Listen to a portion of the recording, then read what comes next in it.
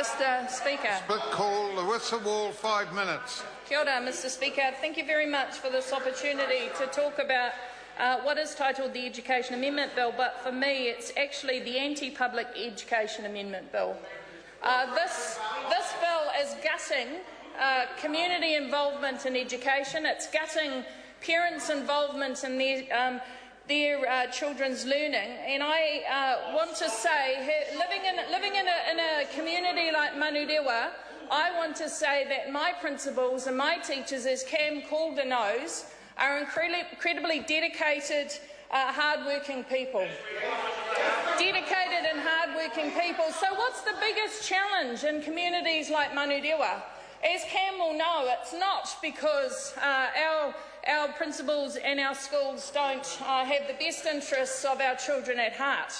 But the reality is we have two cohorts of children living in Manurewa, and my colleague Sue Moroney touched on this. We have children who come from stable families, and so they are able to go to school day in, day out. They may not have an early childhood education experience, but what we don't know from Jane and Redoubt North is that if they can have our kids, who on average are 18 to 2 years behind as 5-year-olds, if they can have them for up to 3 to 4 years, those kids can catch up.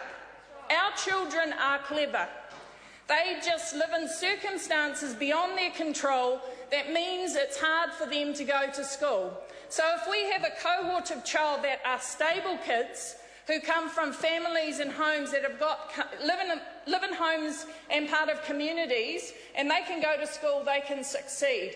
So the other cohort of child are called unstable children who come from homes where some of them are enrolled in 9 schools in 1 year. And so what the government want to say and what the government solution is in terms of a charter school doesn't address the underlying issues. The underlying issues are families don't have access to affordable housing. That's the primary issue. Transience is a huge issue in communities like mine. And so the solution that this bill proposes actually is incredibly flawed. It's incredibly flawed, and it's also actually scientifically corrupt. It's an incredibly dishonest piece of legislation. But at the heart of this legislation, you're actually eroding parents' rights to be on boards of trustees, to be part of solutions in ensuring that their children are getting the best education. Now, of my 29 schools, I'm proud to say that 8 of my schools have had ERO reports that say they don't have to be visited for 5 years. Now, why is that relevant to this debate? It's relevant to this debate because what it says is my schools and the schools that Cam Calder visits are run by principals and boards of trustees that are doing a fantastic job for our children. And I want to acknowledge the work that our teachers are doing and that the whānau who work in Manurewa are doing to better our children and their education. But the reality is they can't control the social determinants of those children. They can't control the fact they haven't got a home. They can't control the fact that some of the parents in my community are in low-paid work. They can't control the fact that this bill is about charter schools and partnership schools being incredibly flawed and corrupt. Did you not hear me earlier?